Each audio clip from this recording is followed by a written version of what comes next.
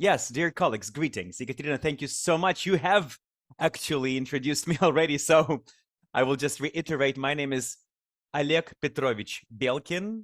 I am a teacher. I'm a history researcher.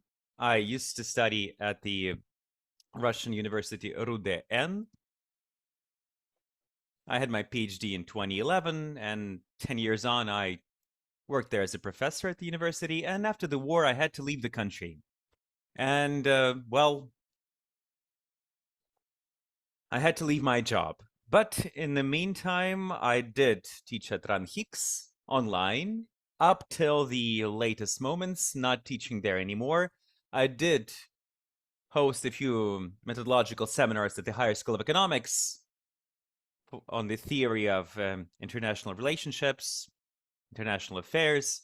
Now, once a semester, I'm teaching at the Free University in Vilnius, Latvia, online for the history up till the end of the First World War, from the 17th century till the end of the New Time and the beginning of the New Time. And as for my specialization, my major specialization is history of international relationships.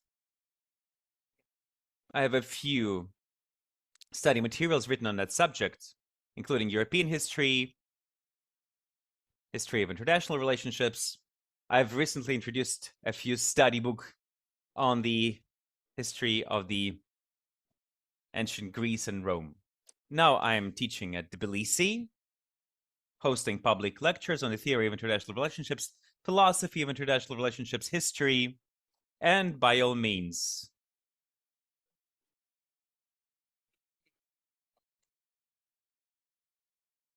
in Tbilisi, I designed this program, the 15 Principles of New Russia's Foreign Policies.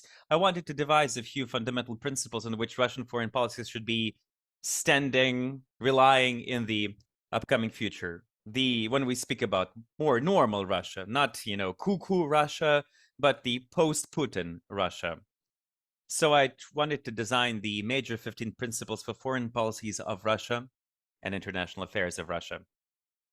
That's all that I can say about myself.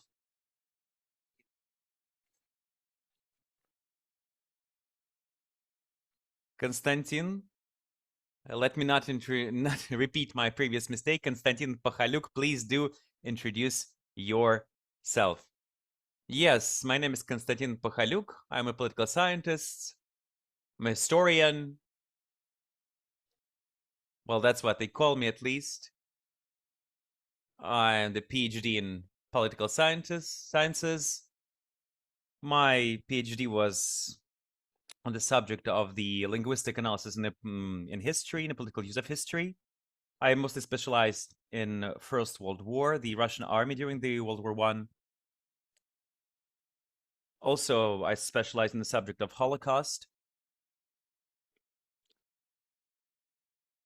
As a political scientist, I used to write a lot on how history is being politicized.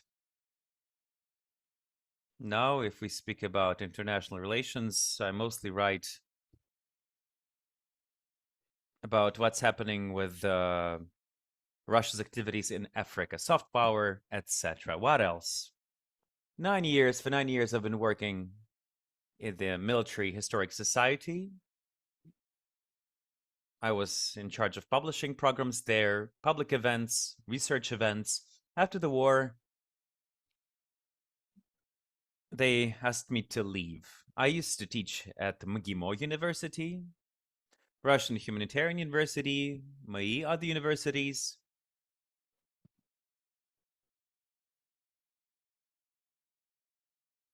Well, now I repatriated to Israel, and I'm starting new life in the Jewish state. But with my first motherland, I'm trying not to lose ties with my first motherland, trying to observe, trying to contribute. Thank you, Konstantin, thank you. And Sergey, please, do introduce yourself. Your mic, Sergey. My name is Sergey Erlich, PhD in history, postdoc in history, sorry.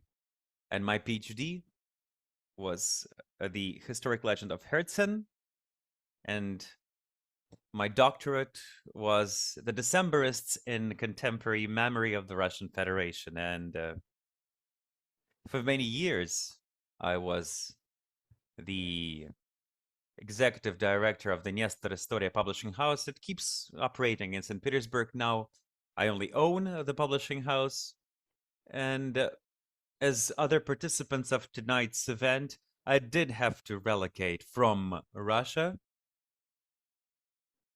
into Chisinau, where I was born. And we have transferred our magazine, our journal, sorry, called Historic Expertise. So now I am the executive editor of the Historic Expertise journal. We have started publishing activities here in Moldova, in Chisinau, and we're publishing issues that definitely cannot be published in modern Russia. Recently, we published a book of two Russian writers called Public Opinion on the War. It's dedicated to the public opinion of the current war with Ukraine. My specialization in history would be collective memory. I have been working on this subject for quite a while, and together with Yuri Latysh, we are together at this event with him. We have recently launched with our magazine the project called The Chronicles of Historic Policies. We have covered Russia and Ukraine, but we want to extend our coverage, and I implore all of you to sign up to our channel in Telegram, where every day there are new posts, updates, and publications related to how politicians often manipulate with public consciousness. And not necessarily in Russia and Ukraine, but other countries as well. Sergey, thank you. Yuri, please. Yuri Latysh. Yes, greetings everybody. My name is Yuri Latysh. I am the historian from Ukraine, PhD in history. I have been working all of my life in the Kiev State University, named after Taras Shevchenko. I'm a senior lecturer there, associate professor. Here we have designed the specialized bachelor program on public history, the first of a kind in Ukraine. And before that, I was teaching a course of political sciences dedicated to historic memory. Although my thesis PhD was on Decemberists, so that's how we met with Sergey Erlich, who just spoke. And I think since then we have given birth to the project that he mentioned. After that, it so happened I'm abroad. I was the associate researcher at the Jewish Institute in Jerusalem. I'm still a guest researcher at the European Humanitarian University of Vilnius, Lithuania.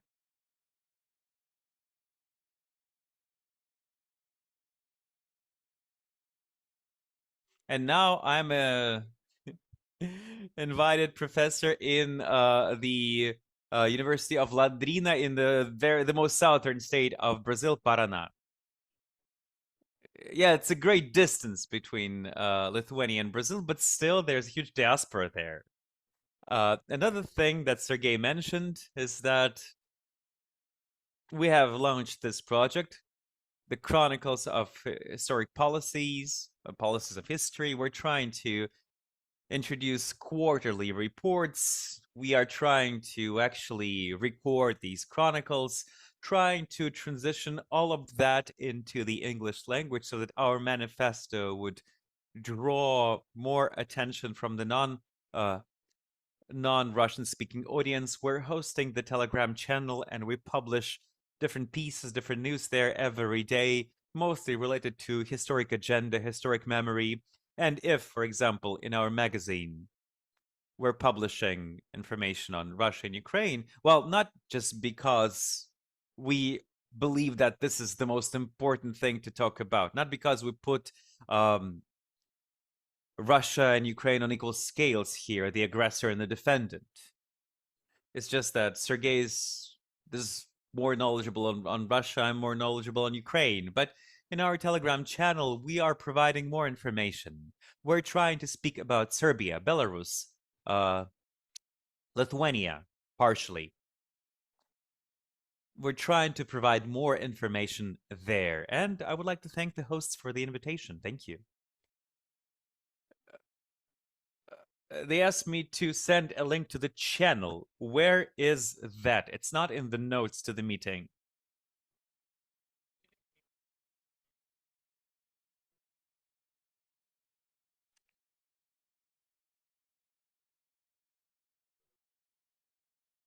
Yuri, thank you. We are very happy to see the colleagues from Ukraine as well, a colleague from Ukraine as well, because indeed, it's hard to conduct any kind of dialogue between Ukrainian and Russian researchers, even though Russian researchers who are in the opposition to the current regime. So we are happy that in spite of this terrible conflict, you are willing to uphold this dialogue on your side. We truly appreciate it. Thank you. And let us begin. Let us begin. Why history is the tool for aggression and the tool of Kremlin's propaganda. How did all of that happen? Maybe Oleg will start. Yes, let me begin. Indeed. Dear colleagues, I will not go into too much detail. Let me express my opinion briefly. Why history as a weapon? Why history as a tool? We need to highlight the following point. History is a kind of science that implies a huge field for analogies, parallels, kind of explanations, conclusions. And if you really, really want to, you can justify any point of view with history. That's related to territory disputes, historic grievances and disputes, current political matters. This is a science that assumes lots of different treatments, renderings, representations, and characterizations. In history, we do not only deal with facts, but also the rendering of those facts. So therefore, thanks to history, politicians, especially those who pursue their own, very own personal interest, for example, Putin wanted to embody his personal interests, traumas in some way. For him, history is a field where he can find any explanation or justification to conceal his personal needs or interests as some kind of historic justice or reinstatement of historic truth. We can take any claim starting from the holiest and the most righteous, or the most terrible ones, and find parallels in history to justify that particular claim. There is this beautiful quote in the novel 1984, Orwell. It says in the novel that those who can control the past do control the future. And history is the past that we are trying to control sometimes. And by falsifying it, by rewriting it, by putting it upside down, or just rendering in a slightly different fashion, we can control the present and the future. In other words, history is, as a matter of fact, one of the tools for propaganda or ideology, and as a result, manipulation, one of the tools to control the society. That's one of the kinds of sciences that is more gullible to propaganda. It's better used by propaganda. Yes, we can use other things, but historically, these events are the easiest to put on this conveyor belt of propaganda to justify pretty much any point of view. And again, why history? Well, kind of a straightforward, blatant point. I think Putin's hobby is history. If he were so in love with biology, he would justify his points of view with the evolutionary theories. If he were a fan of chemistry, he would probably justify his personal problems with some chemical processes. He would really find his way around it. But he's a fan of history. He loves Ilyin. He loves the historic philosophy. He apparently is a huge fan of that. So psychologically and methodologically, it is probably easier for him to explain his claims and grievances from a historic point of view, because he probably believes he is more related to history within. That's probably he's using history as a tool for propaganda and a weapon for aggression, unfortunately. So you mean that history is naturally, as a science, more gullible to be used for propaganda? Yes, it's just easier to use history as propaganda as opposed to other sciences. And again, we know certain facts from history, but even those facts that we know can be explained or rendered from different viewpoints, and that causes huge field for speculations, manipulations, misleading, or just simple, offenseless discussion. History is quite often doesn't have one single explanation or meaning. It implies dispute, and this dispute can be used to justify any idea, even the most anti-humane idea, by implying certain parallels or by drawing out certain historic ideas. Well, there is another important point here. It's not history as a domain of science. We can call it historic memory, collective memory as well. And Putin, even being a fan of history or biology or chemistry, would still apply to history as historic memory, because that is the source for collective identity. So think about it. Our past was like that. That's why our present and future is supposed to be like this. So memory here is a source for conditioning of the future activities. That's inevitable. And that's not only happening in Russia, it's happening everywhere. Politicians do manipulate the past for pursuing their own goals by devising this identity of the we. Because without the we, politicians cannot draw huge support. And again, let's not forget that Putin was brought up by KGB. And in the era of Andropov, they were really fostering this kind of a version of history coming from the anti-communist white officers of the Civil War of the 1917, saying that Lenin was a traitor, and Stalin really put it back on track. That's why truly Putin seems hates Lenin, calling him the traitor. Therefore, Putin is reproducing this version of history coming from the Andropov's era of KGB. Well, it's not really about history as a kind of science or different kind of renderings of history as memory or domain of science or political science. It's also about how society treats history, because I think society does not treat history seriously enough. History is considered a simple kind of science.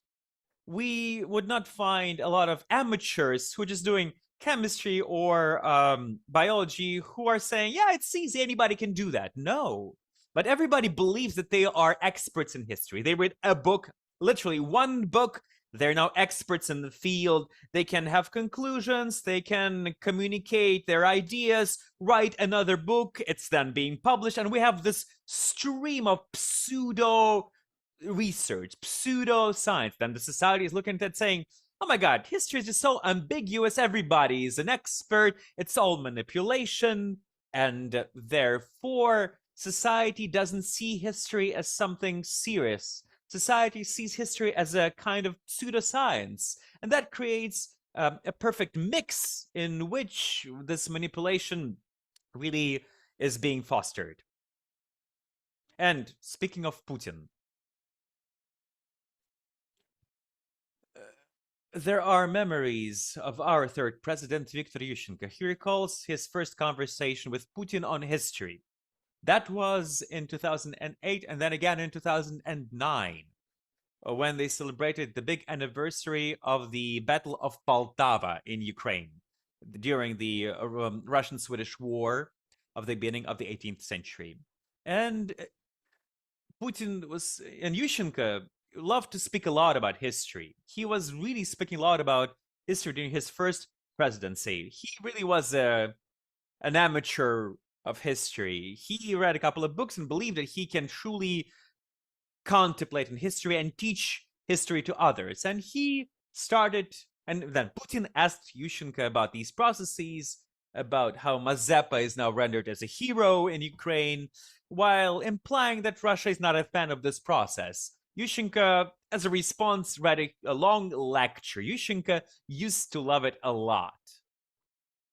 And Putin was listening to that and listening to that and listening to that and was just silent in the response. Yushchenko is speaking, Putin is not saying anything. Then Yushchenko began doing some suggestions like, let us look at the archives of Mazepa, put them back, return them to Ukraine, or make the copies. Putin was silent, and then in the end, Putin said only that Russia cannot be responsible for the activities of the Russian Empire and Soviet Union. I believe that in a certain way, Yushchenko showed to Putin the power of history as a tool for politics and how that tool can be used. Putin saw that potential because before that, Putin was not much of a history speaker, and he was not such a teacher of history. 2008, 2009,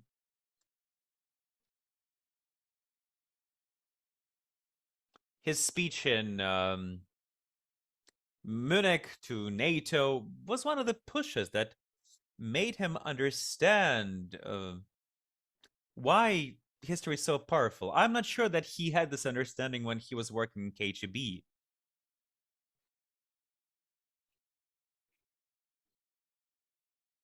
But after speaking with Yushchenko, after Yushchenko expressed this historic point of view and Putin felt this alienation, ambiguity, Putin turned into his historian. Putin was a listener. Then he became, Putin was a student. Then he decided to become a teacher, an instructor, providing his edifications on history. So you're saying that history that's being used by propaganda is the history of amateurs. It's dabbling. It's not science. That's dabbling. That's amateurish history used by amateurs, dabblers.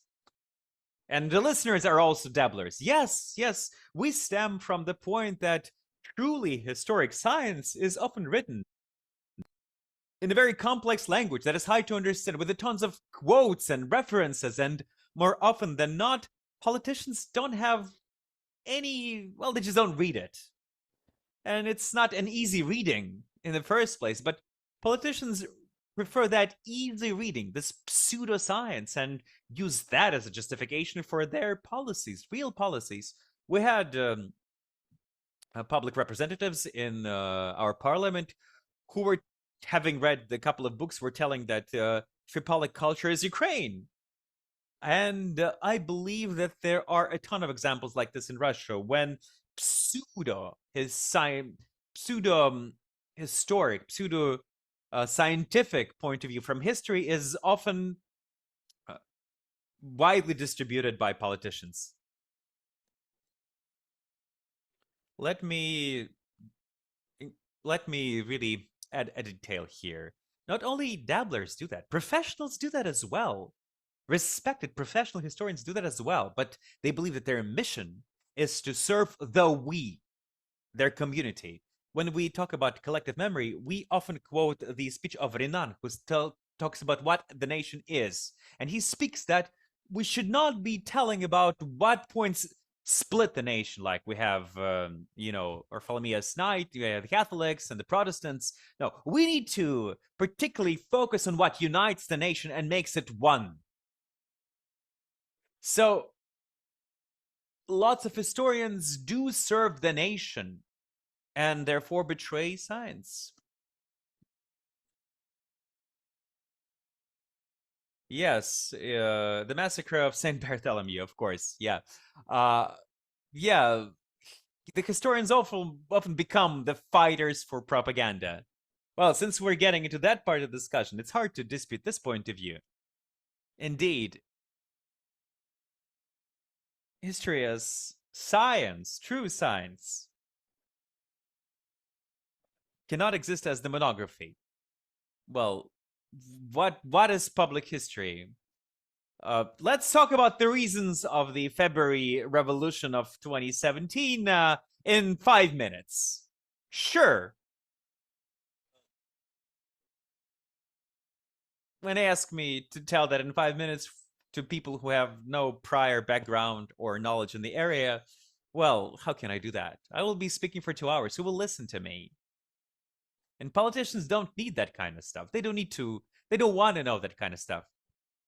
The politicians who knows history maybe is not even a good politician, because his mission is not to know history, but to deal with the problems that are at hand.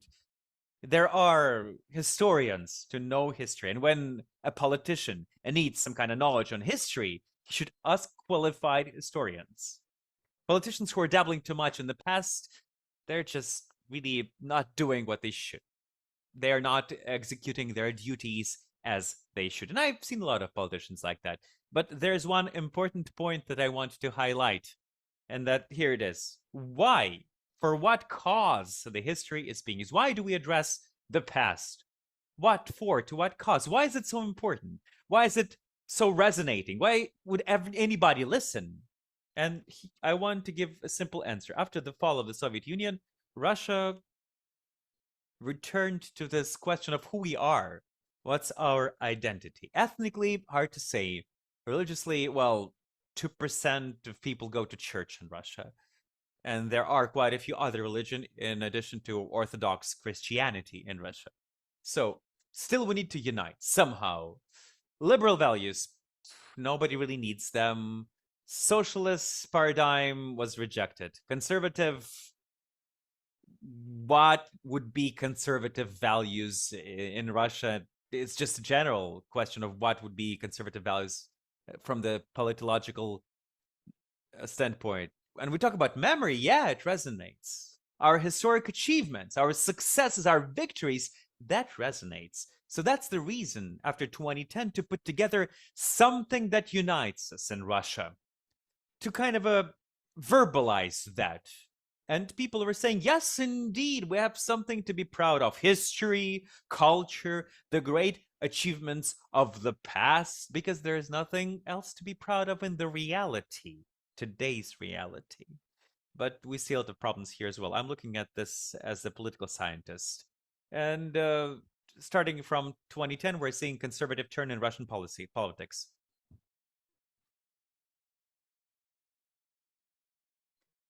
Many things have been done to that. But most of all, we're talking about how political space was exiled from the political interaction. People don't need that. People don't need reputation. What's the reputation of Medinsky? That his only reputation is whether Putin loves him or not. He only cares about his reputation in Putin's eyes. All of the public administrators don't care about their reputation. So if everything is happening behind closed doors, sometimes those experts are good who are those behind those closed doors. Still, we're talking about public, about how culture can be politicized, how religion can be politicized, how history can be politicized. Let's talk about World War II. Let's talk about our great empire. Let's talk about LGBTQ plus. Let's talk about Pussy Riot, but serious issues. Yeah, we'll just not talk about that. Second issue, more simple. government started giving a lot of money to that. I saw about 20 government organizations who were financing the issues of historic memory. And even public ministries like Ministry of Culture, Ministry of Defense, Minister of Education began dealing with these subjects. It's about getting money. Governors want more money. The governor says, I'm celebrating the 1300th anniversary of the foundation of the city of Novgorod in the north of Russia. Okay, let's spend a ton of money on that. And by the way, fortunately, they did not stole that money, but they celebrate, for example, the 1000th anniversary of the city of Yaroslavl. For the first time ever, they built new roads. Although the actual date of whether Yaroslavl was founded 1,000 years or at some other date, there are no proofs of that. There's no written history actually, but they did celebrate the 1000th anniversary of the foundation. Amazing. It's about getting the money. So it's not about discussing complex issues. It's about more identifying the we. And another point, the main source of the main base for the myths of current Russian Federation is, of course, the World War II. What do we have as a result? If we speak about the World War II, okay. We have set the Kiev free. Or we, during the World War I, were defending the Vilnius. Or we were defending Poltava in the beginning of the 18th century. Russia is always seen within these other borders that belong to a different empire. Nobody really elaborated on the 1991.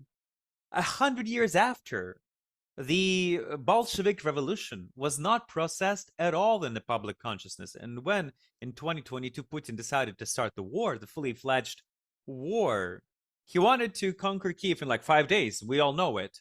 And that did not work out. And what else? What happened next? How else would you use history here? How would you explain to the Russians why this war is happening? Why would people die? And that brings us to the subject of history. History, geopolitics. We're saying, guys, well, here's the deal. That's the thing. We need to win this war. Therefore, Putin and many others are speaking a lot about history, about geopolitics. This is the very exhilarated state. You are in the touch with our great history. Geopolitics. Look at the Tucker Carlson's interview.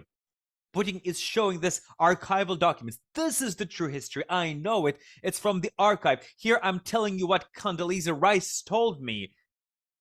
That is the true geopolitics. That's what's being fed to the Russians. Does it work as a self-justification? Yes, it does. Because, yes, there's kind of a parallel system. The nations, the people are participating in a war. They can either take the business niche that was abandoned by the Western company or get money by being a fighter in the trenches of Ukraine, you name it. So there's nothing to unite people in Russia, to build the we, the nation. The history is the only thing that's left. Yes, they're now reinstating these monuments in schools, acclaiming those people who were killing in Ukraine. Well, let's put a plaque for that at this building of the school. That's disgusting. World War II was a defensive war for the Soviet Union. Current war is aggression. That is a problem. Many people believe that, yes, we have a huge country.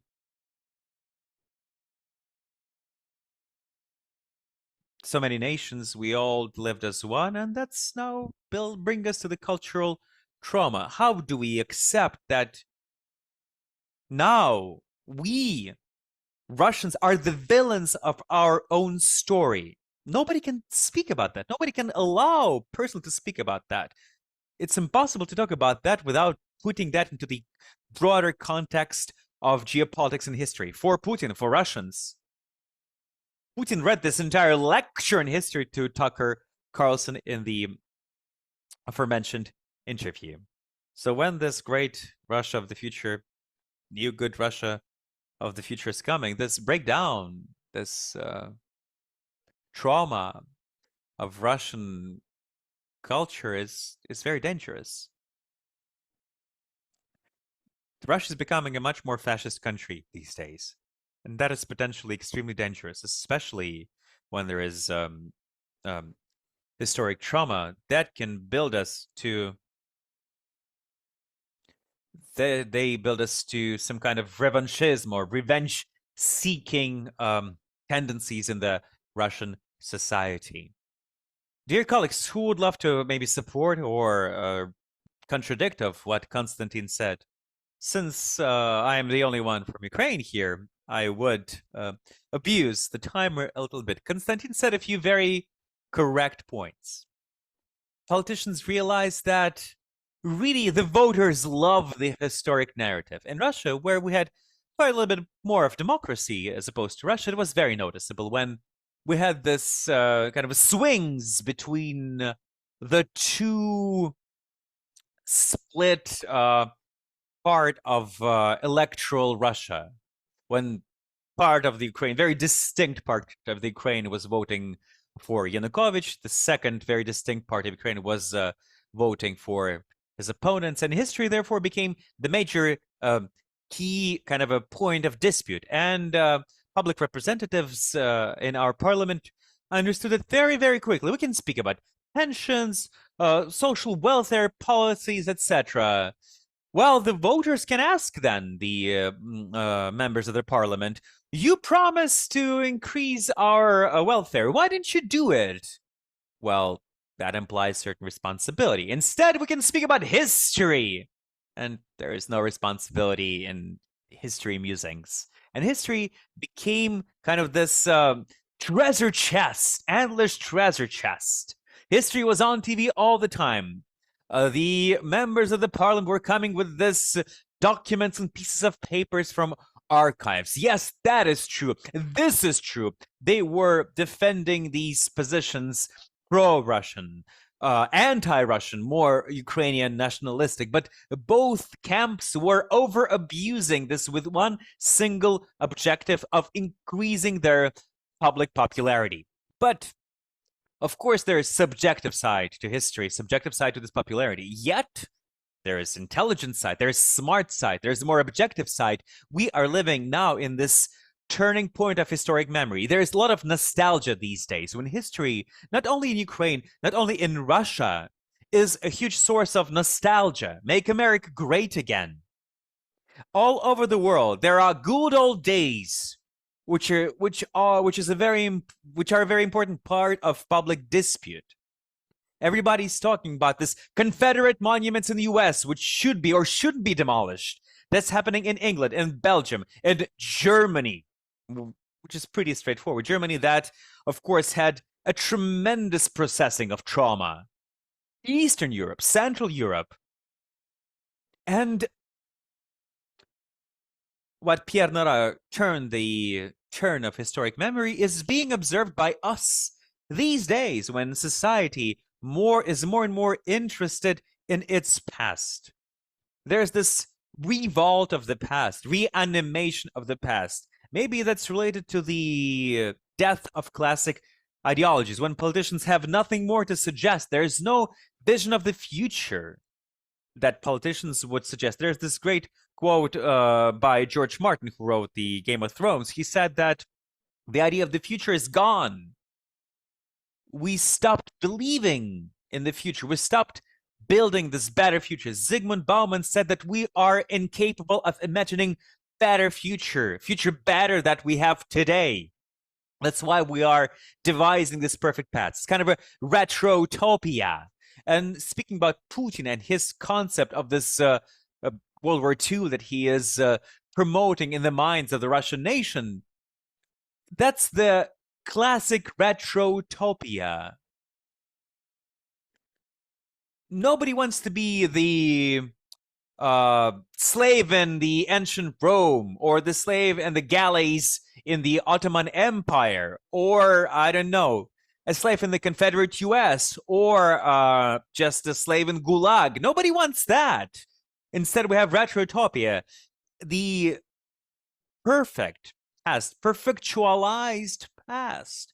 And of course, it's very easy and very beneficial for politicians to call for that past, to drive people's attention to that past, to rally the nation using the basis of that retro utopia. Yes, Putin wants to reinstate US, but more than that, he wants to idealize that. He wants to draw out that perfect image of the Russian/Soviet Empire, which never existed. It's invented. It's a construct in his mind and in the minds of his councils, Medinsky or Artizov, you name it. I don't know. That's maybe my Russian colleagues know better than me. And people in Russia, they don't want to be soldiers in the trenches of World War I or II. Actually, nobody wants to die there, but everybody wants to put the sticker on the car on the 9th of May. Let's not forget about that. History is not a perfect chain of successes. And if anybody is building this perfect retrotopia, professionals need to debunk this retrotopia, showing that it's not as utopic as it seems. It's dystopian. It's not utopian. Yes, kind of it's a construct to fill this existential void. This existential void needs to be filled with some kind of vision of the past, future, present. It has to be. There should be some kind of vision instead. We just draw a picture of the past. May I ask a question here? Maybe also a remark that I would make. There are many speechwriters to Putin. His article in the World War II, his article number 20, Shparikin wrote that. There are pieces from Shibaryan there. I did not look particularly in those texts, but I believe those people who really found those similarities. But speaking about the members of the Parliament of Ukraine, who were so carried away by history and they wanted to therefore get rid of their responsibility that was maybe overburdening them. And here's a question. There was this person, Pavel Gubarev, in Ukraine, who became a separatist later on. Now he lives in Moscow. Well, quite a person, quite a character. He began writing down in 2015, 2016. He actually released a book. It's called The Torch of Nova Russia. He was building up this mythology of the Russian Empire, the Cossacks, Russian Empress Ekaterina II. Then the Russians came, built the mines of Donbass, etc., etc., etc. Industrialization of Stalin, Kalashnikov industry is important. Donbass cannot be the part of the European Union. The Russians will help us, yada, yada, yada.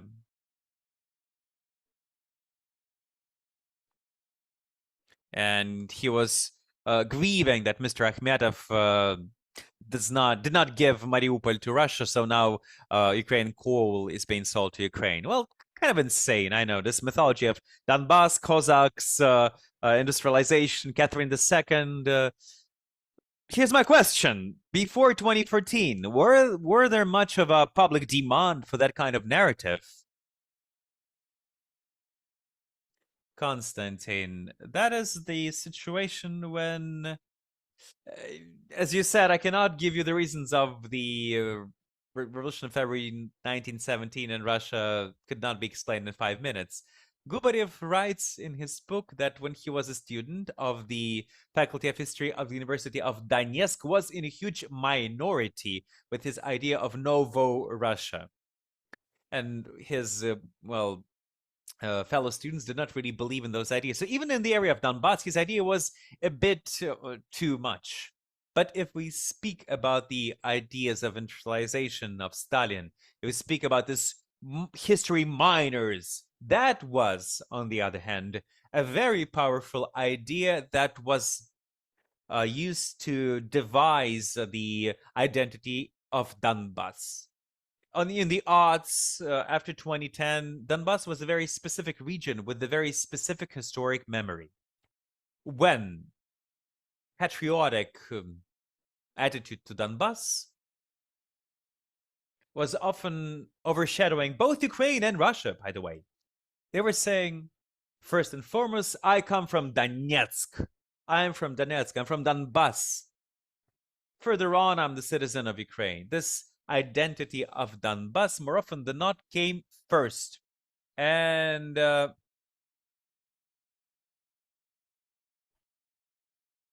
was this kind of a clan in Donbass with the former chief executives that derive their history from the Soviet Union. They included local oligarchs, mafia, you name it. And they were exploiting very successfully these points on the heroic work of the miners, that Donbass is feeding the entire Ukraine, that we are working, you are jumping and, jumping and dancing at Maidan while we are working hard. And if we turn our coal off, you will all die of hunger. That was very much the narrative and the mentality of Donetsk. And that was kind of a very, very significant part of the region's narrative. And now I'm so surprised, how is that narrative not revolting within the conquered Russia? Because in the Ukraine, that was a constant source of revolt. There were these kind of miners' demonstrations calling to hear Donbass. The miners were going to just walk on their feet and conquer Kiev, asking to be heard. I'm not such an expert in Donbass as I would love to. I cannot go there. But even for me, to a certain extent, well, I'm surprised. In Ukraine, there was a region with a very particular political face. Some people didn't like it, of course, but it was there. It was very evident. It was explicit and very powerful, very influential. And during Yanukovych's reign, out of 25 ministers, 22 were born in Donetsk, or in the region of Donetsk. So the impact, the influence was very significant of Donetsk. I mean, now we see that some former vice governors of who knows where from Russia, never been to Donetsk, now appointed as governors, and people in Donetsk are okay with that. That's surprising to me. What happened to that Donetsk identity in the last 10 years? Thank you very much. That is a very curious turn of the discussion. Let me remind to our listeners, dear listeners, you can write on our chat and you can participate in the discussion.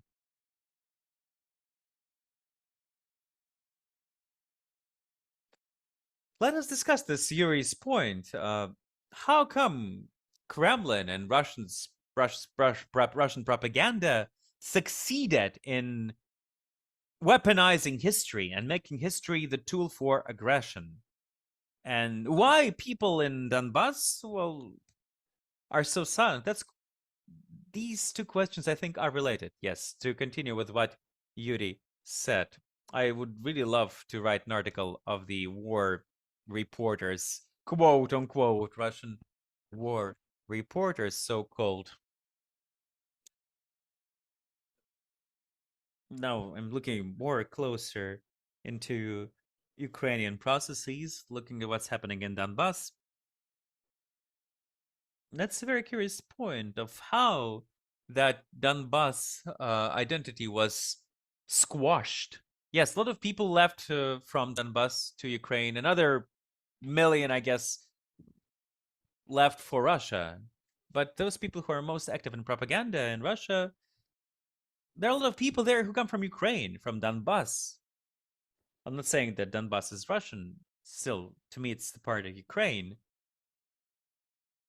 We have that Vladlen Tatarsky recently assassinated. Or there's this person in Donetsk, Mr. Gubarev, Mr. Revyakin, and Dolgariova, a poetess. also coming from Donetsk.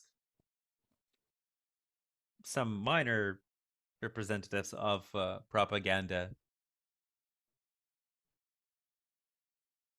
So many people from Donetsk, from Ukraine, Dmitriev, from Odessa. So it turns out there are quite a lot of people who all of a sudden decided to jump on that train and really become the part of this historic narrative. And it's quite curious that indeed Mr. Tatarsky, for example, did not have much love to Donbass in his initial writing. He was just some dude who wanted to shoot some guns. Maybe there is a point there too. It would be curious to see that indeed we're coming to this understanding of what we have done, what Russia has done, can lead to the devastation of the identity that we're discussing. Yet, based on what I see, who have seen Donbass and the impact of the so-called Russian world on it, they see the subject of the betrayal of Donbass, the betrayal of our interests, of what we were defending in 2014. We don't know what that is, though. Still, yeah, there is this kind of a offense. When the guns are firing, lots of people are silent, but people obey.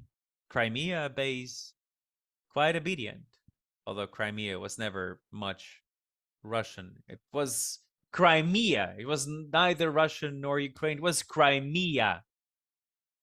That's a very important point, how a Russian authoritarian approach can pull down even this kind of independent and vibrant communities.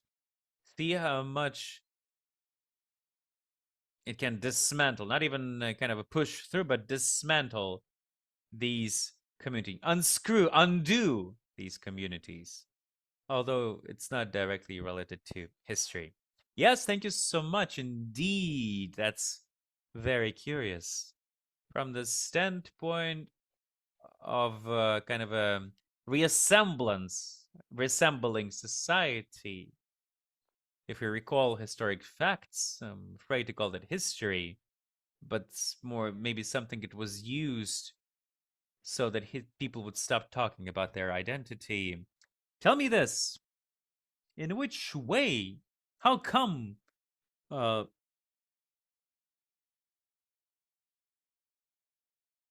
there's this mounting aggression in the Russian society as a response to all those stories of the past, tales of the past? Dear colleagues, may I add, responding to the previous question, I would not fully agree with this mounting aggression. It's just that we don't have those thresholds anymore, those thresholds that were limiting this aggression. Those people who were maybe previously in the past afraid or shy now feel that everything goes, everything is allowed, both in politics and in their kitchen. And how did history become the tool for aggression? Well, there are a few points there. A few were already mentioned. I would love to add maybe a couple. One, very important, is that history, especially if we talk about speaking about this ancient tribes, Mongolian, the Cumans, the Pechenegs, the Polovtsi, you name it, yeah? And that brings kind of the psychology of the fortress under siege. Look, throughout entire Russian history, before that Moscovia, before that the Rus of Kiev were under siege. So everybody around only wanted to conquer us or destroy us or exploit our resources. And that's what Putin is speaking about blatantly. We are surrounded by the enemies who hate us. And Putin is trying to shove that narrative into our mouths, making us swallow it. Why? First of all, of course, Putin maybe wants to increase some degree of kind of a militarization, and of course to alienate attention. Like, hey, you, old hag, why are you complaining about low pension or the increase of the age when you can become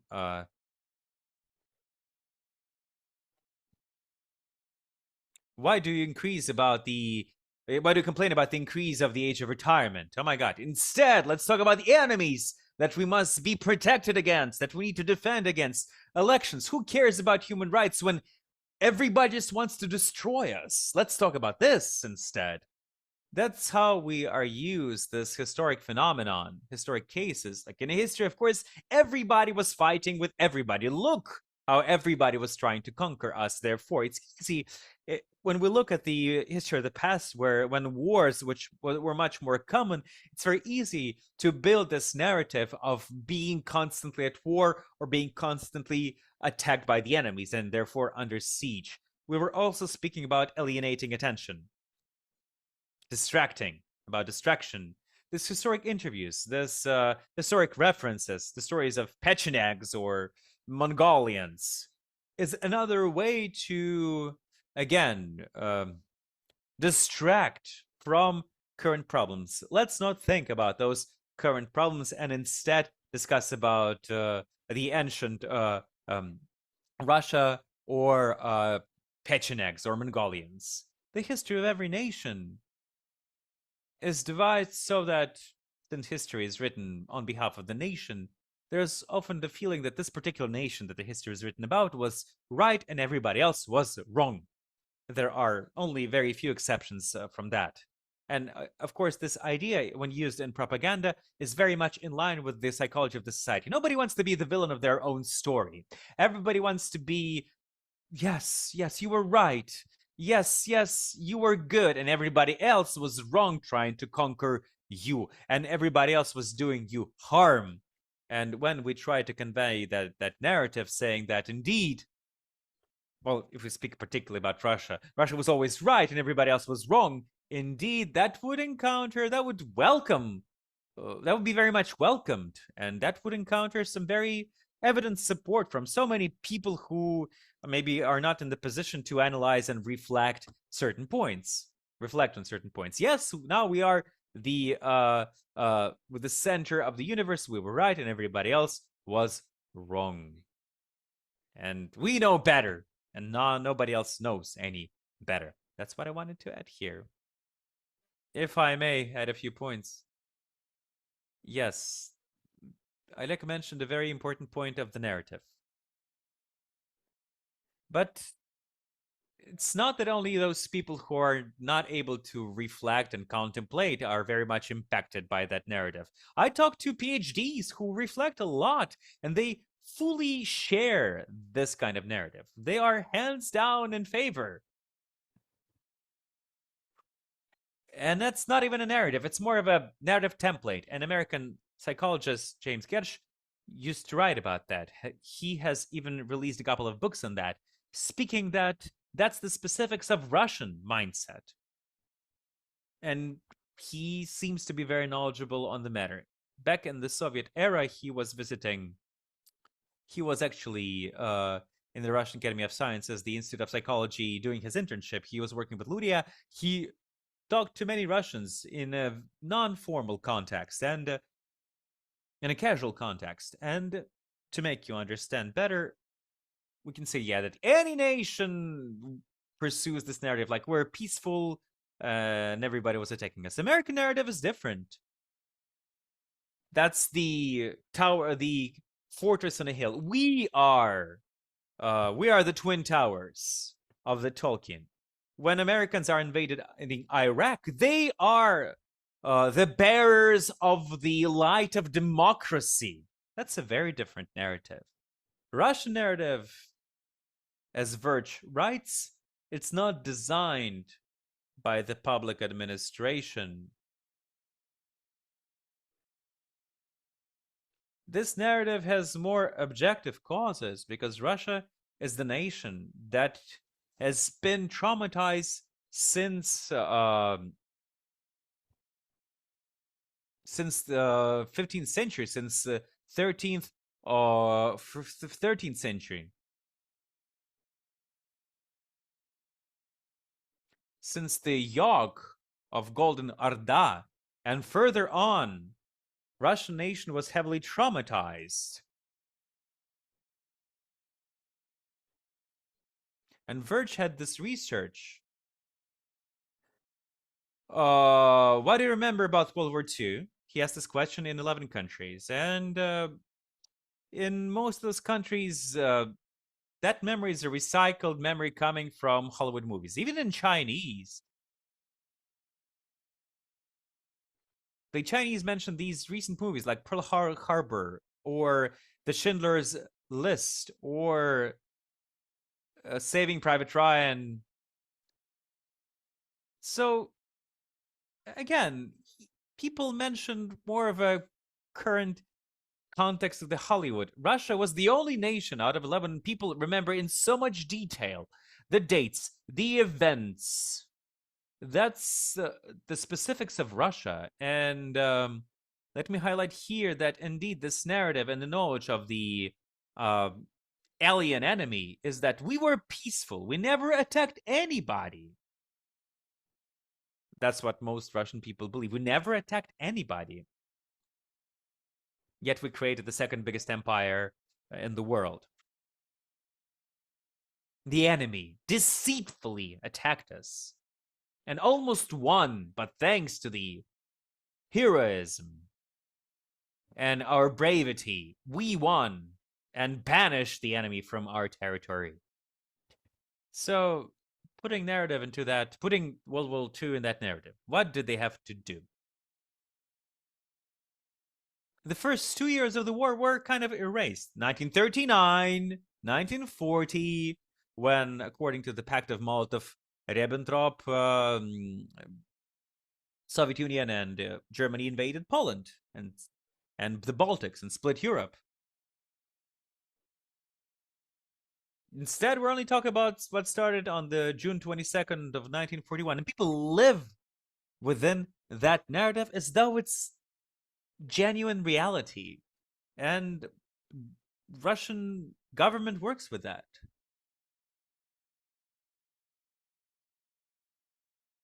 When the Russian army invaded Hungary, Budapest in or Czech Republic in the 50s and 60s, and nobody wrote about that in newspapers, by the way. I remember these intimate information about it, which was shared word of mouth. Kind of a very delicate manner, you know. Everybody was saying that if we not invaded Germany, if we not invaded Czech Republic or Hungary or Afghanistan, Americans would be there in like 2 hours. That narrative is being replicated even when Soviet Union invaded a particular country on its very own accord. People believe that. And Putin's propaganda gladly picked that up.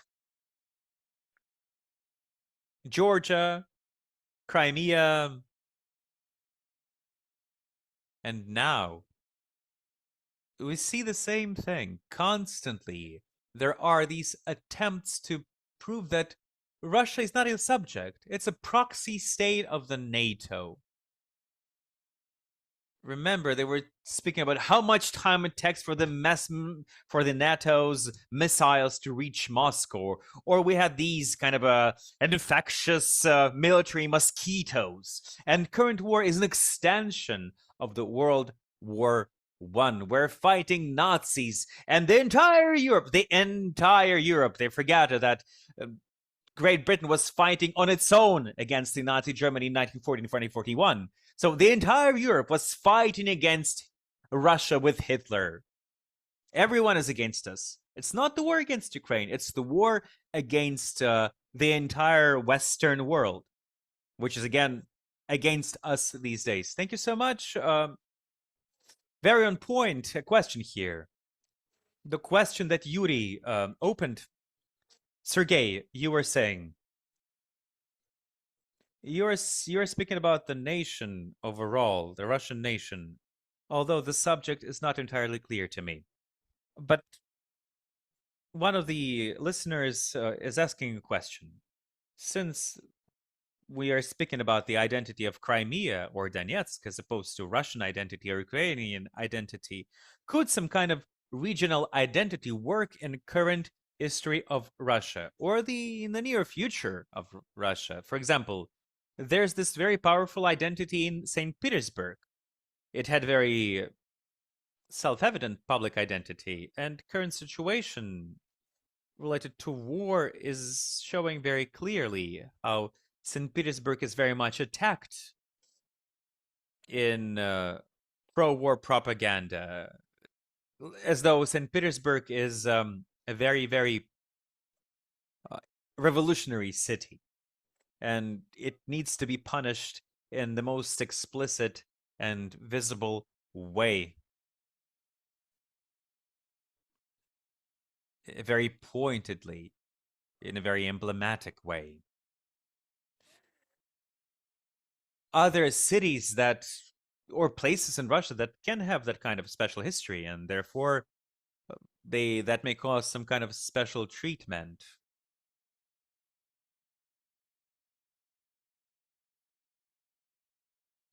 As an expert on regional Russian identity,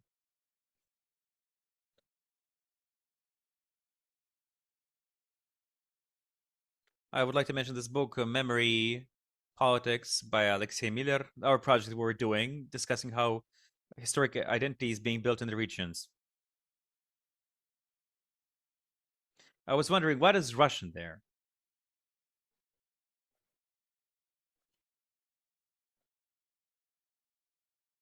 That's a complex point for Russia.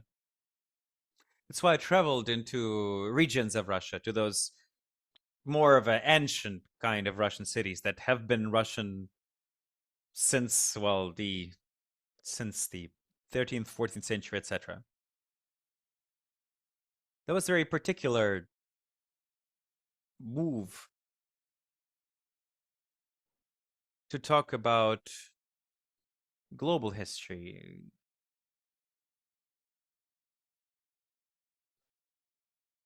There's this kind of a intention to talk about selfness, this particular selfness in the regions. But, for example, if we talk about the towns of Kostroma or Yaroslavl or Tula or Smolensk,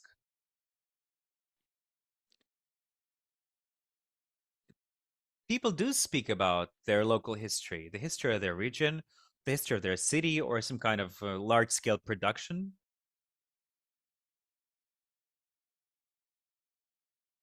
So there are small museums by the monastery, for example, dedicated to the dynasty of Romanov, and looks like there is some connection there, etc., etc.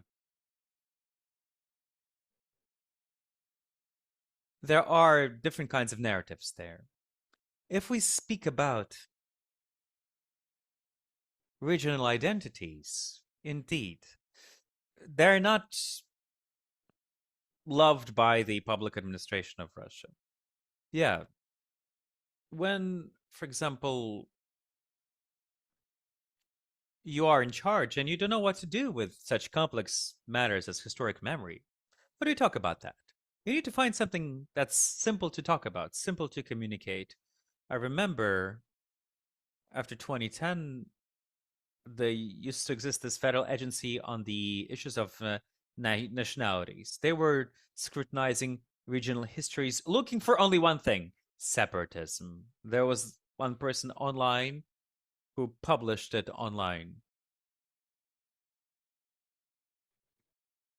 That's open.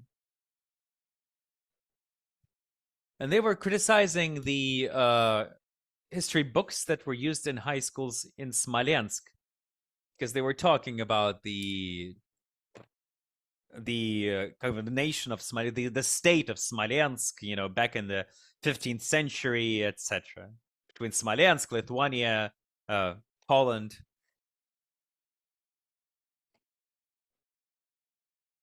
Again, if we speak about architecture, who cares about Soviet architecture? Who would look at Soviet modernism?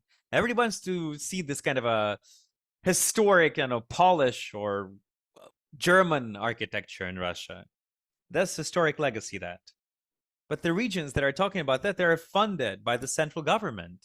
If they speak about their identity, again, that's very much controlled these days. If we talk about the possibilities of Russia to break apart, I don't think so. I believe that Russian identity is something needs to be fostered, and there is no threat of Russia falling apart because regions of Russia pursue their own identity. You love where you live. You feel that your region is special. You want to live there. You want to be there. It's natural for a big country with some kind of cultural diversity. It's always about politics and economics. Yes, those regional identities are being pressed upon, and St. Petersburg is not exception.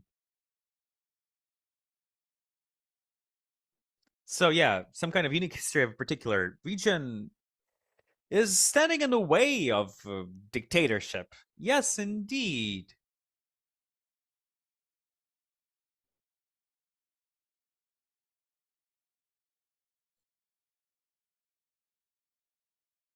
People who work for public administration don't understand this. They don't know this. That's something that's completely incomprehensible to them.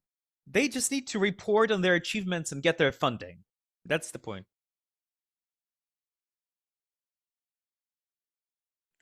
For example, we are talking about ancient Russia. Give us money. We're talking about World War II. Give us money. That's what the governors do. Historians are very serious about history. It's much easier for public administrators. Let's talk about the region of Kaluga in Russia. They don't have much culture. Well, it's a beautiful place. I love Kaluga. I love the region. I love the city. But it's not like Veliki Novgorod in Russia. They have the beautiful museum of cosmonauts in Kaluga, industrial museums. They're amazing.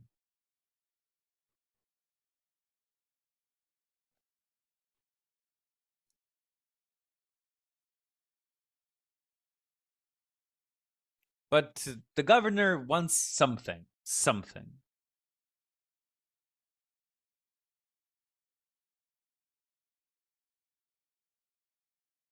And that delivers funding. For example, like there's some museum in Russia that is very historic, fostering, promoting this historic agenda, like the Battle of Kursk during 1943 in the world during World War II. That's a major battle of the World War II in the territory of Russia. So there is a museum dedicated to that battle that receives a lot of funding. Well, what happens in the government in the region of Kaluga? Well, they also have a historic event, uh, the so-called the so-called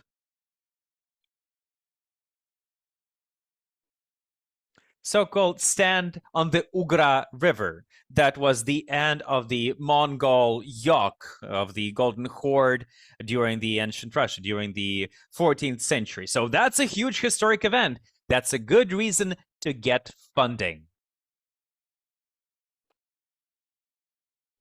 And that in the end caused a scandal.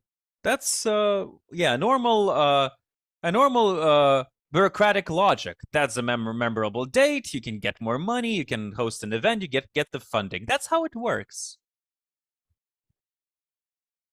And if you want, you can design that kind of mythology for any region in Russia. But it's not about identity.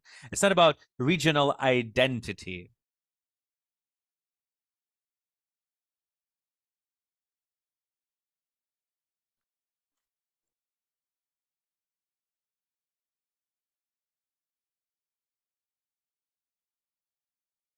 when people want to research their history, well, what kind of separatism is that? So identity is being pressed upon while certain events that are nationally significant are an easy sell for the region, right? Yes, yes, they are a very easy sell, but not to the nation, not to the people, but to the government funding. Yeah, yeah, yeah. You can get a grant. Yeah, you can get money allocated from the budget. You sell it. You can use that money to build a road in the center of the city.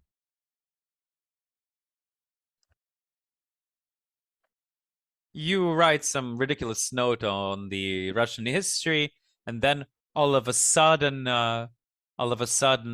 you get funding. Yeah. Well, yeah, there's a kind of an ambiguous point here, a gray area. You may be lying about history, but you're getting money to build a hospital.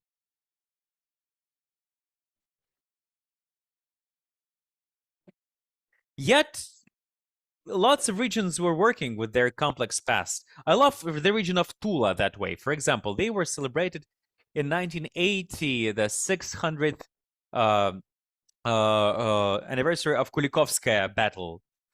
What happened there, nobody knows. But they were looking for the field. They opened the archaeological school and starting to dig. They found the ancient settlements of the 12th and 13th centuries. They opened the museums.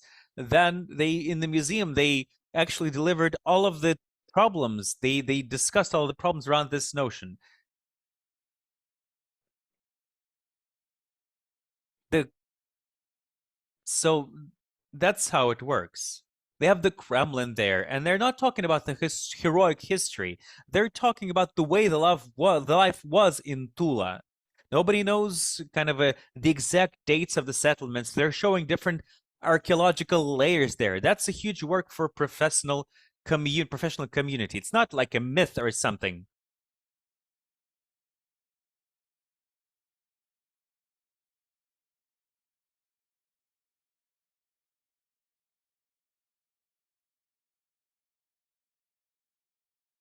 It's amazing how the archaeologists, the historians are working with that. They're not devising a myth.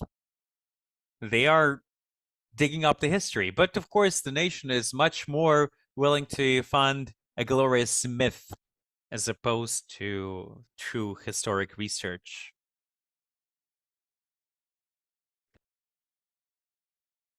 For example, let's talk about the region of Kostroma. There is a museum of cheese there. There's a museum of cheese because they have been producing cheese for quite a long time. They talk about their agriculture, the development of the region, cows, etc., etc. Yeah, that's maybe not very scientific, but that's a delivery of local identity.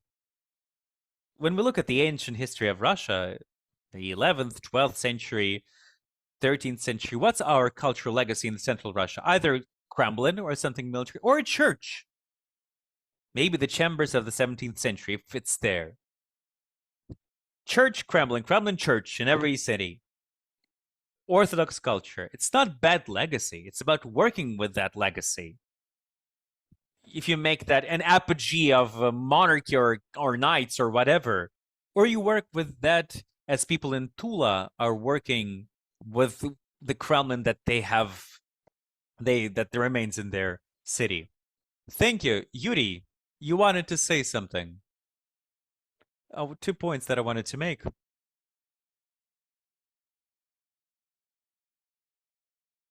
I'm seeing. Well, I'm not an expert on these regional identities. There's no central government that loves local identities, be it Russia, France, or you name it. But you mentioned St. Petersburg in your question. St. Petersburg, that is the uh, special target these days. We see that if we talk about the Faculty of History um, of the St. Petersburg University, there was kind of a festation there, kind of a massacre, quote unquote. Mr. Belousov, one of the people who were organizing their activities, were called almost the Ukrainian spy, and nobody knows what happened there. And they Also,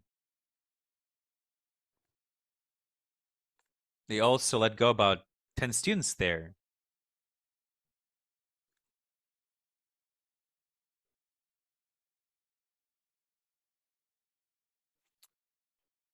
And when a girl just brought flowers to the monument of Taras Shevchenko, the monument is in St. Petersburg. I think the girl's name is Dasha Kozareva. She wrote a quote there, and she's still in prison. She's still imprisoned for the piece of paper that she put on the monument of Taras Shevchenko in St. Petersburg. St. Petersburg is always in the center of this kind of a punishment, this kind of prosecution. But if we talk about diverse identities, I would draw your attention not to the republics. I would draw your attention to more national republics of Russia. We talk about Chechnya. I believe that Kadyrov told to Medinsky about his discontent, about the way the deportation of the Chechens was described in the history book. And the Ministry of Education came to Chechnya reading the way the history book was corrected.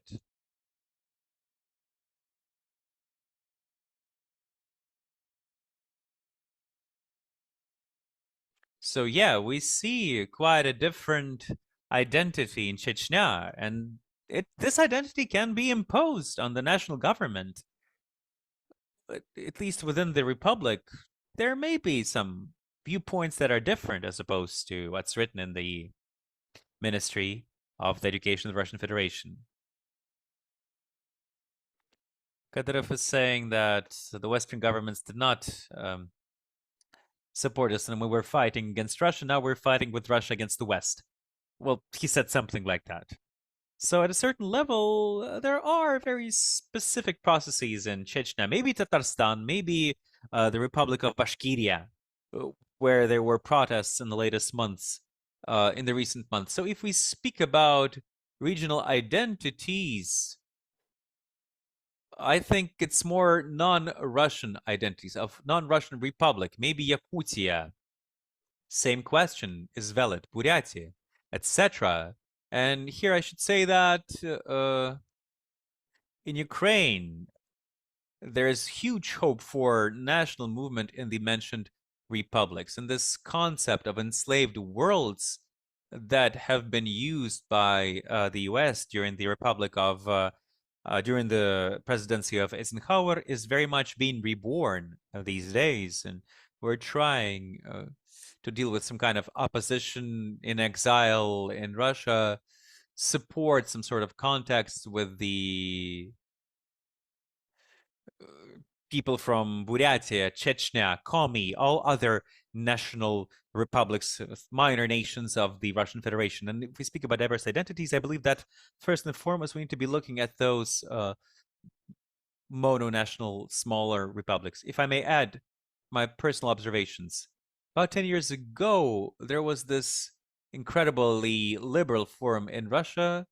Free Historic Society participated in it, and there were certain sections there with the person to Yakutia who presented at one of the sessions. He was overflowed with hatred towards Russia, saying that Russia destroyed their ancient culture, standing in the way of national development, having stolen the riches of their territory, and the people even needed to calm him down. I was talking to those who speak with people in Yakutia. There is a lot of separatism there. First of all, it's a huge nation. And they believe that indeed they have diamonds, they have gold. They don't need Russians whatsoever. Ethnical separatism does have certain potential in Russia indeed. If we speak about local identities, I lived in St. Petersburg for 20 years, and I can tell you this. There was this movement called Ingria.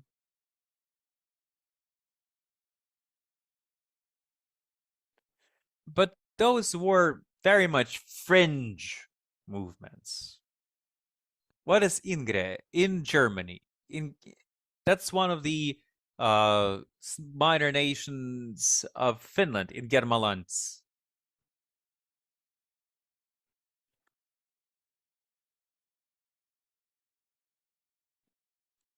Ingrian Finnish. I mean, Ingrian Finnish. And I was talking to people a lot starting maybe after 2014.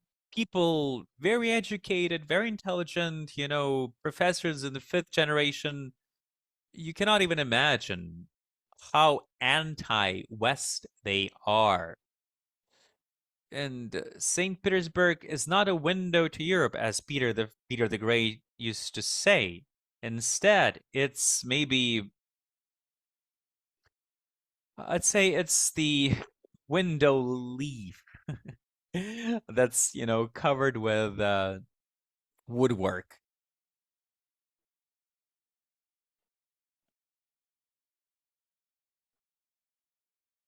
I wouldn't say that there's some separatist identity in St. Petersburg, even though it's a very nailed up window these days, or Novgorod. It was closely connected to Ganza. People are very educated that, maybe more than in Europe at a certain era. They had uh, water supply, centralized water supplies, and they had truly like urban democracy. And I talked to people who researched the Novgorod area, and there's not a single trace of that memory of the democracy of Novgorod, which was very much akin to the democracy of the ancient policies and policies and of the ancient Greece. This identity of Novgorod. Can you recall that? Nobody remembers that. And this identity was erased completely. And that's very sad. I would disagree with you here. How can I tell you? Do they remember? Do not remember? Novgorod is a poor region of Russia.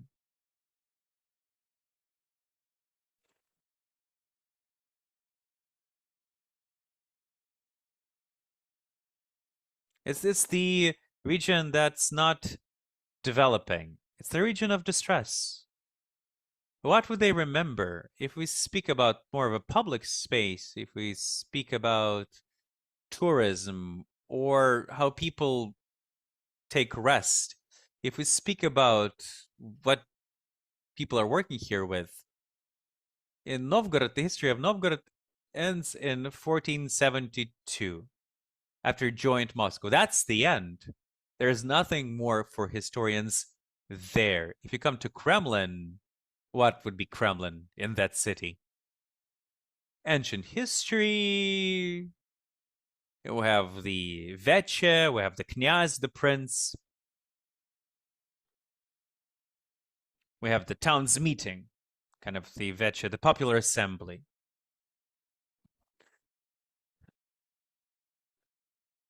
They were producing some gold or something. They had some freedoms. They have some kind of a resort museum. Reserve museum, sorry. Their history ends in the 15th century. They have a separate story on the World War II. The most important point is their destroyed values, how their entire culture was destroyed during the war. Were some ridiculous stories about how the resistance fighters during World War II were doing some plaques or something. They have a good museum of contemporary art, sort of.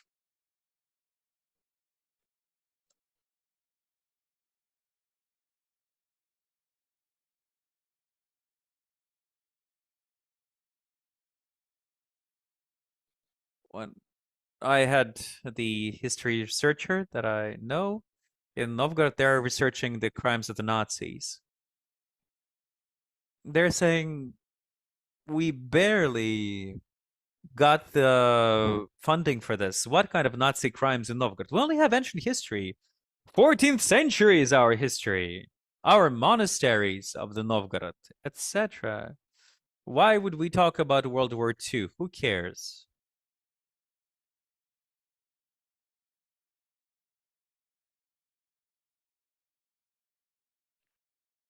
That's why we can ask why people are not feeling this.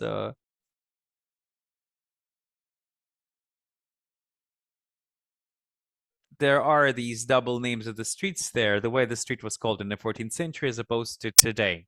It's quite common in Novgorod. Why is that not working in most cities? Well, that's a good question.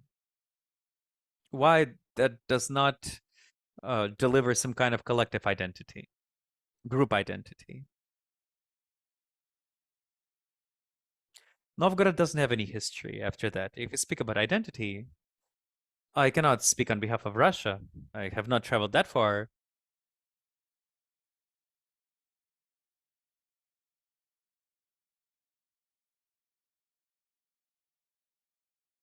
Only in the region of Bryansk, maybe I can speak for the anniversary, and in Yaroslavl, in the Urban Museum, there is a single exhibition dedicated to the region of history. The point that's most commonly omitted, something that's not elaborated upon, that's Soviet history. World War II, yes, but not the Soviet history. And very often in this region, there's kind of this golden age mythology, either from the Middle Ages or to the new time, especially in cities like Vologda, Yaroslavl, or Kostroma that were developing in 17th century. When they began building something made of stone, the era becomes this kind of a golden myth.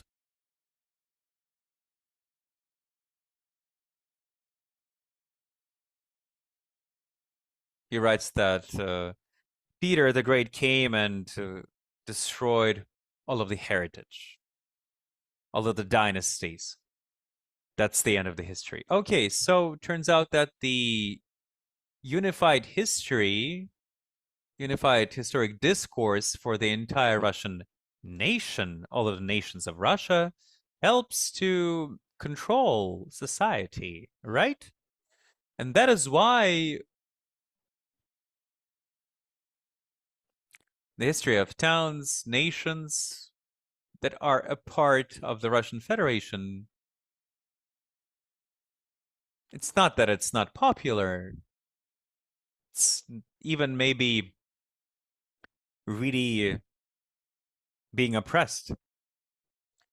And a more global historic discourse is preferred.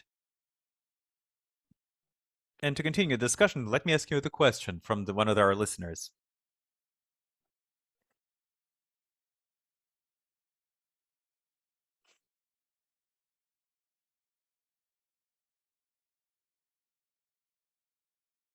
What would be the more correct way to study the way other nations entered, became the part of Russia? How would we study the history of those minor nations so that it would, on the one hand, not sound as separatism, but on the other hand, would foster some kind of natural identity?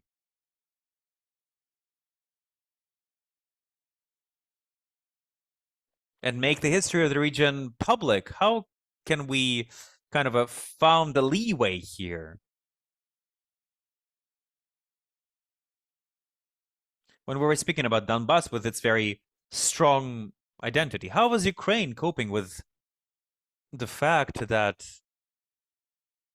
it was taken into account the very unique and special history of Donbass? Well, Ukraine was very unsuccessful with that. We see that it all ended with the explosion of separatism, that, as a matter of fact, turned out to be the fully fledged invasion of Russia. Russia used that patriotism of Donbass to a certain extent, and turns out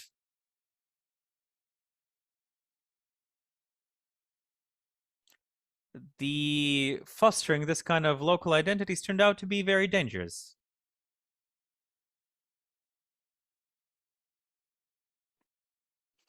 When the president was from Donetsk, when the prime minister was from Donetsk, nobody really took special attention to that national identity. Same thing was happening in Crimea, where alongside with the history of Ukraine, school children studied the history of Crimea. And there's not much history of Ukraine, actually.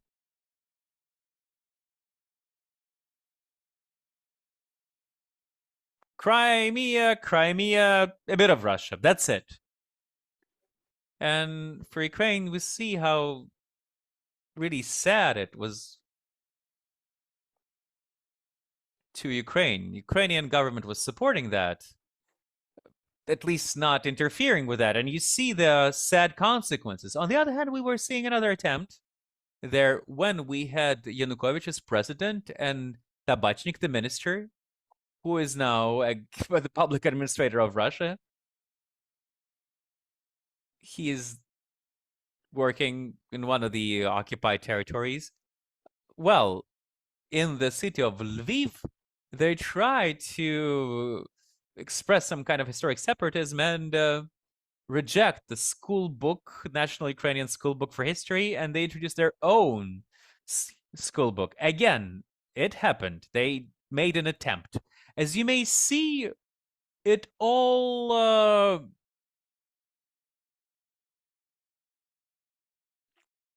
it's ambivalent.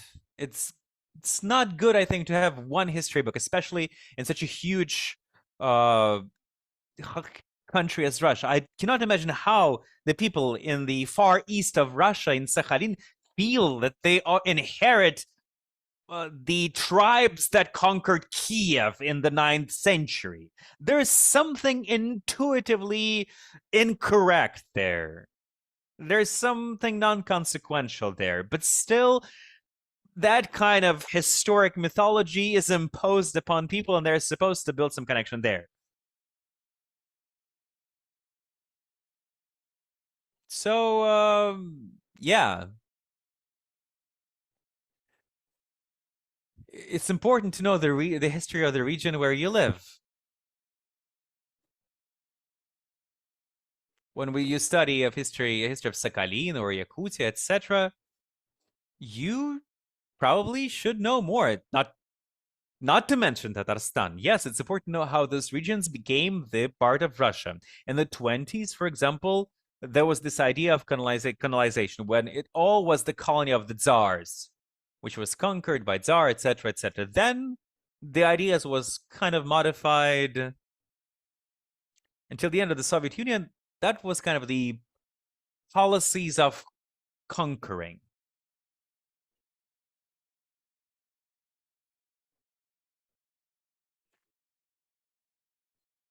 Because everything that was conquered in the West, that is reunion. But everything that was joined into Russia on the East was the conquest. So everything that's on the West, it's reunion. Everything on the West is conquest. Wow. Like Central Asia was indeed conquered. Tatarstan, Kazan, they were all conquered.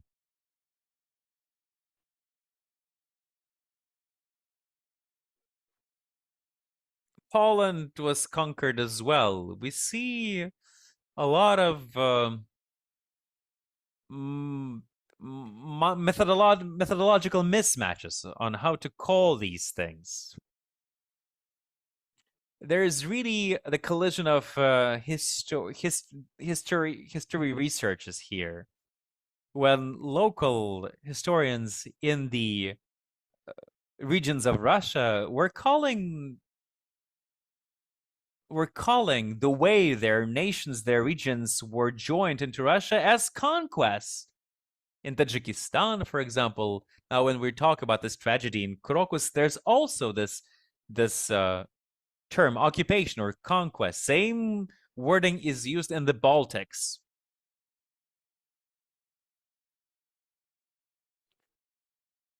That's why there's a question there on how within Russia there could be this question on how in the history of Russia we can have one kind of wording like joining of the reunion or something like that. But when we talk about local history book of Chechnya, for example, or Tatarstan, it can be called conquest or colonization even. And these two discourses could coexist in parallel, I believe. And that is a huge problem in the future, I believe, because any local movement is related to history. There are no nationalists who don't care about history, who do not need history, or who do not love history. You can be liberal and hate history, you can be communist and hate history, but all of the nationalists, they are huge history fans. That's why history, in a certain way, are bringing certain political views. But Russia needs to be more historically objective here because, of course, current Russian government is not capable of that. Not only historic communities.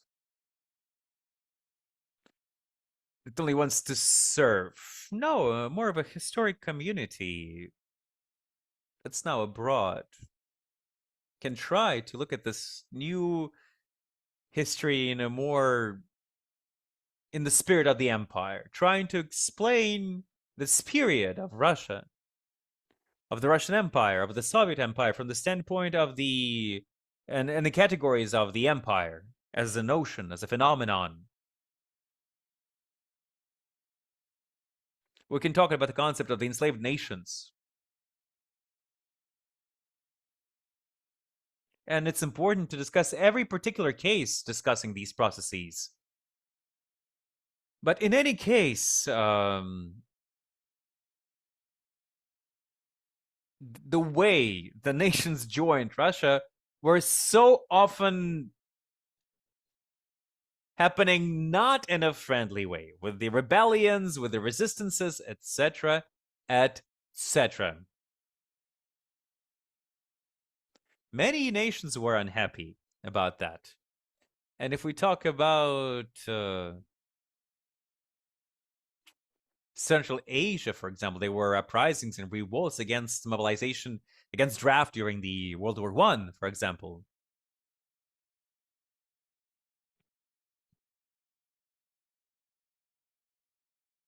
So it was accepted now later that that kind of movement was the kind of the national freedom movement. Now we can discuss other concepts these days. Yet, generally, this should be understood that the Russian government could never do that, would never be in favor of that. And those kind of narratives, if they're not elaborated on by the historians, will be inferior. They will be called enemy narratives. I see what's being written about Tajikistan these days. There's a particular atmosphere of hatred in the society. To a certain extent, that could be explained in a historic, logically after the terrorist attack, but definitely public administration, the government is going to do something about this pressure on national diaspora, national identities. We've seen this town of Molenbeek in Belgium, where to a certain extent that became a problem when part of the population lives in Belgium, but naturally they live in Afghanistan. That's not Belgium. That doesn't look like Belgium. So there's a particular danger there. Eventually, we need to understand that national culture, literature, languages need to be fostered, not assimilated, not oppressed, as Russian mainstream is implying these days. We only hear that Ukrainian nation was invented, that they were not prosecuted or prohibited enough, but I believe it was quite enough. More than enough. And so on. Therefore, as of today, I see only one mainstream discourse in Russia that everybody really wanted and willingly joined Russia, wanted to be in Russia. And all of the wars with in the Northern Caucasus with like Shamil, etc. Yeah, they were heroes, but they were wrong. Everybody joined willingly, in other words. So historians will be supporting the official propaganda, and any ideas that are not in favor of that will be prosecuted. Yeah, Kazan also joined so willingly. Everybody wanted to be in USSR. They wanted even to celebrate the way everybody wanted to celebrate the rejoinment of the union of Kazan and Russia, and there was only minor resistance to that.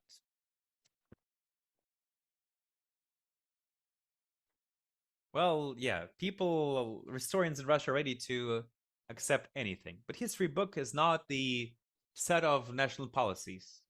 The history of Russia is needed so that it would not stand in the way of governing. How do you teach that? Just tell the story. In this particular case, I do not believe that there's discussion to colonial or non-colonial issues. When we talk about teaching history, there's a mistake to believe that to discuss some academic part of that. No. It's about what you bring up in the minds of people, what kind of connections there are, what kind of consequentialism is in there. It's not about teaching the knowledge of history. If you're not a professional, you can at best know your own period. People who research 18th century, they're not really familiar with the 16th century, you see? That's okay, that's normal. The issue is not about speaking about that. How can you bring up this culture of mindset?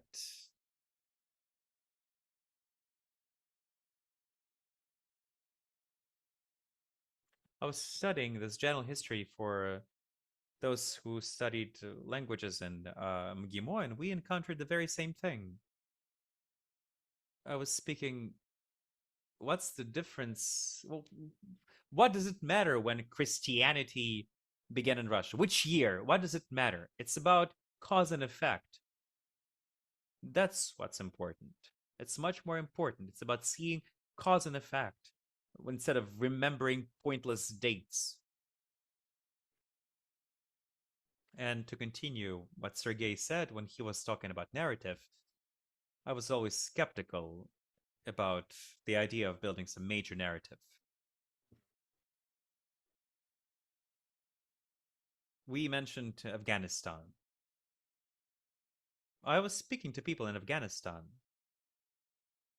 and they were mentioning a lot that the war was a crime, yet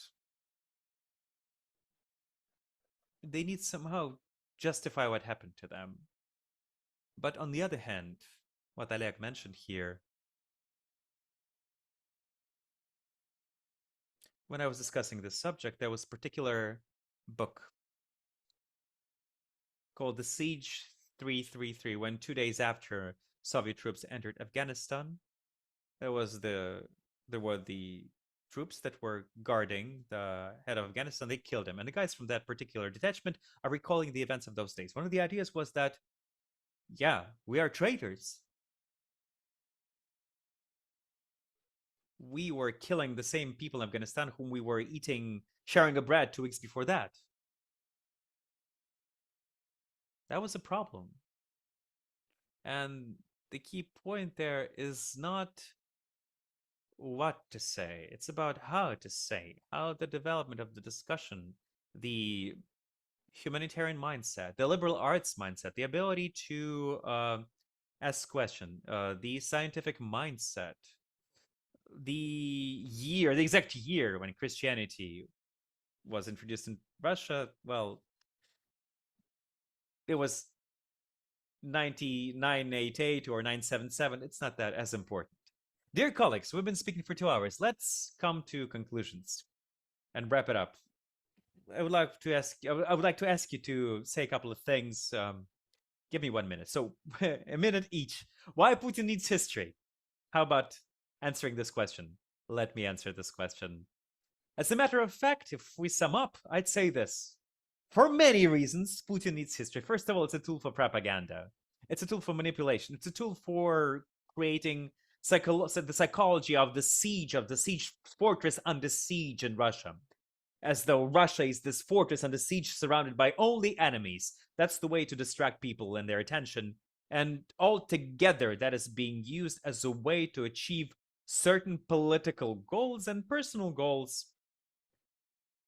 People want to be in power. A certain person wants to rule forever. And that person has certain traumas or ideas or intentions, and that person uses certain historic foundation to achieve personal goals. That's just a tool for personal goals achievement, naturally. Very subjective, very personal, very individual. And in addition, yeah, he really loves history. Yuri was talking about that he maybe took this from President Yushchenko, but I believe he did realize that Putin did realize that he can use history as a tool, and it's his pet peeve, his hobby. So there are personal reasons here and historic reasons as well. Sergey, this point with hobbies indeed is significant. I remember Peskov said Vladimirovich Putin is good at history. So perhaps really Putin is an authority in history for his administration. But that's curious, but it's not the most important point. Konstantin mentioned this one. Since all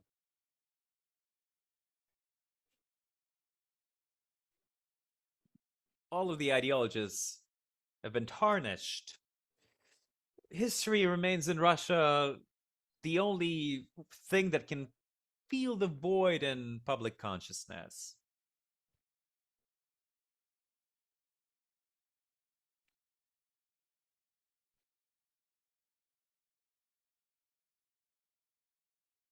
You see, this researches of the memory that are booming these days. People used to think about the future. People were looking for progress in the 19th century, in the 20th century. Now instead, everybody is nostalgic for the golden age. That's the global trend. That's not some particular Russian specifics. So Putin is on really yeah, he's riding the wave here. If I can say one more thing about Peskov, probably they will call Putin the father of the history.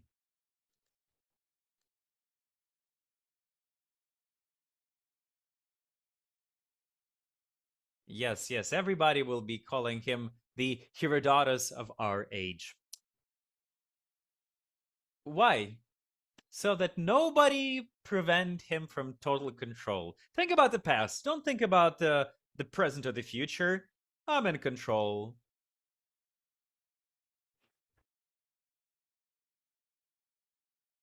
That's my simple answer. I would love to believe that when this war will end, most of the people in Russia will be so sick of this historic mythology, they will say, we really don't want this anymore. We really don't need this anymore. The bodies of the dead should not be hanging over the future of all of us. There were so many things in the past. Who cares?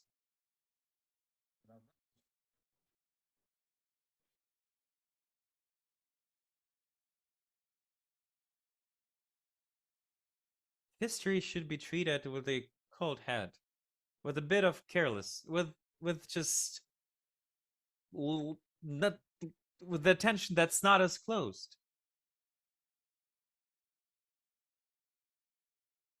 You should not be so crazy about history. We need to show that history is just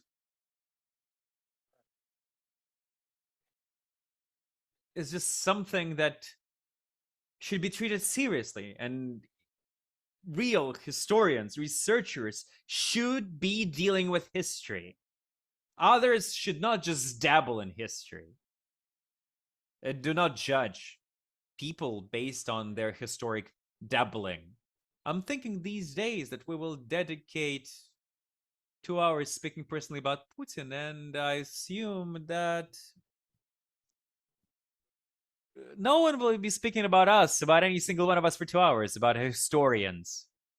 Yes, we're speaking whether Putin is a great historian. We are real historians. Nobody's talking about us. Yet, we talked not so much of a personality today. We talked about a range of very important issues today, issues of identity, issues of memory. That is why this meeting really exceeded our expectations, and that is amazing. Why? Why Putin needs history? I would agree with Sergey. That's a trend. In the contemporary society where we read Tolkien, where we read the Game of Thrones or watch the Game of Thrones, where there are so many stories of Back to the Future kind of narrative, we really all want to get into the past. But